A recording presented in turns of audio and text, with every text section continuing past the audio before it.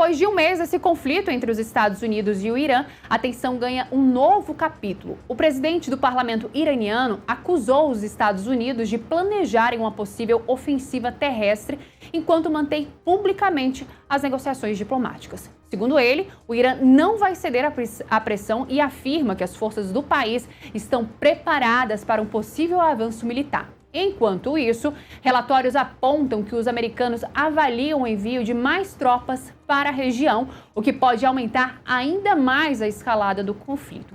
E em meio a esse cenário, sem perspectiva de um acordo imediato, cresce a preocupação internacional com os impactos da guerra. Para a gente poder entender o que pode acontecer daqui para frente e os possíveis desdobramentos desse conflito, eu converso agora com o analista de relações internacionais, Urian Fancelli. Urian, bom dia, muito prazer falar com você. Essa é a primeira vez que nós conversamos aqui no Acorda Metrópolis.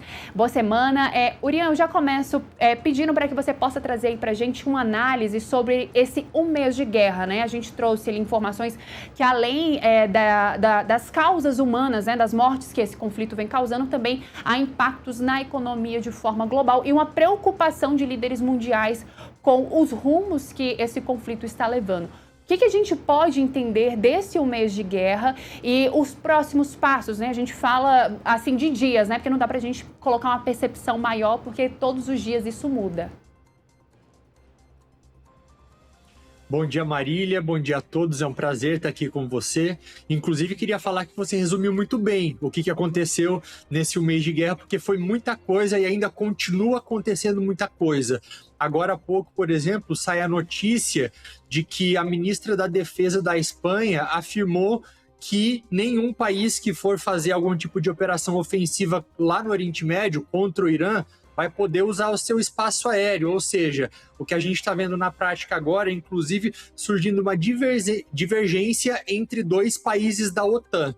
O recado ele é, então, para os Estados Unidos. Agora, uma análise sobre o que tem acontecido nesse mês, eu diria que com certeza uma escalada que sim saiu do controle, já envolve muitos países, muito mais do que se pensava que poderia acontecer inicialmente, isso porque o Irã colocou em prática uma ameaça que é feita já há muitas décadas, que era de regionalizar o conflito.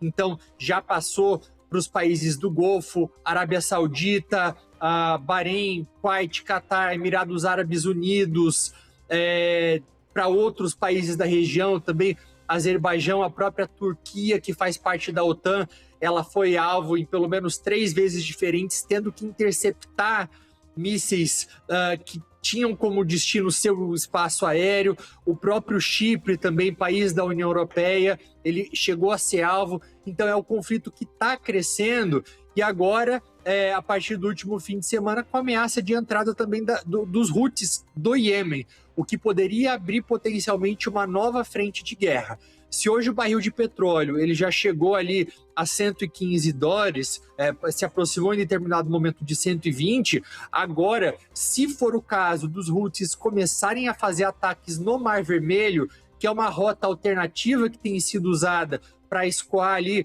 pelo menos 2 milhões de barris que vêm ali, que têm sido desviados por parte da Arábia Saudita, existe potencial agora, está sendo discutido lá fora, de que o barril do petróleo ele alcance os $200. Isso é algo sem precedentes na história, sequer lá atrás, durante os choques de petróleo da década de 70, isso aconteceu, e até mesmo por isso que a gente já observa alguns países asiáticos, que para onde grande parte desse petróleo que passa pelo Estreito de Hormuz tinha como destino, já tomando algumas medidas para tentar se protegerem. Alguns deles têm feito, inclusive, semanas com apenas 4 dias de trabalho. Alguns governos têm estimulado a própria população que use menos o transporte, usando menos combustíveis. Então, a gente já vê o mundo tentando se adaptar, porque é um efeito em cadeia, que não tem apenas como consequência o transporte em si, mas que pode se alastrar para diversos outros setores também. É o caso, por exemplo, dos fertilizantes que passam por ali, do gás natural liquefeito, também 1/5 de todo esse gás ele passa pelo Estreito de Hormuz. Então a situação está bastante complicada, e agora com os Estados Unidos, como você trouxe bem, ameaçando fazer algum tipo de operação terrestre. Existem diferentes modalidades, a gente poderia falar sobre elas também, mas é de tensão máxima, eu acho que agora, porque um novo ciclo de escalada ainda maior pode vir. Orian, só para a gente poder entender, né? Você falou que acabou perdendo ali um certo descontrole em relação a esse conflito, né? No último sábado, a gente pôde acompanhar também manifestações lá nos Estados Unidos, né? De americanos que foram às ruas por conta aí, então, do autoritarismo e também a guerra no Irã e também a queda da popularidade do presidente norte-americano Donald Trump. E aí a gente vê ali num primeiro momento, quando começou o conflito, ele falando que não tem data para terminar e a gente vai seguir com isso. E como você disse, outros países acabaram entrando. Todas essas nuances, né, que a gente traz, significa de fato que perdeu o controle e a gente não pode trabalhar com um possível fim a curto prazo desse conflito que acontece no Oriente Médio? Eu acho que, tratando-se do Donald Trump, o que a gente já conhece dele, ele pode simplesmente resolver cantar a vitória, escolher alguma coisa que ele tenha atingido lá, que ele tenha alcançado no Irã e falar assim, olha, esse aqui era o nosso objetivo principal, a gente conseguiu tudo que a gente queria, portanto, militares, façam as malas e vamos embora.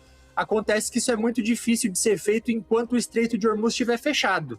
Porque, por mais que ele decida escolher alguma daquelas justificativas que ele deu no começo, como, por exemplo, a extinção ou a degradação do programa de mísseis balísticos iranianos, ou a própria morte do líder supremo do Ali Khamenei, como que ele vai poder cantar a vitória, sendo que o Estreito de Hormuz ainda vai estar ameaçado, com justamente o preço do barril do petróleo nas alturas, atingindo inclusive os Estados Unidos, onde o custo de vida é hoje ainda uma grande preocupação para a população norte-americana, e é um custo que só foi piorado por conta daquelas próprias tarifas que foram impostas pelo Donald Trump.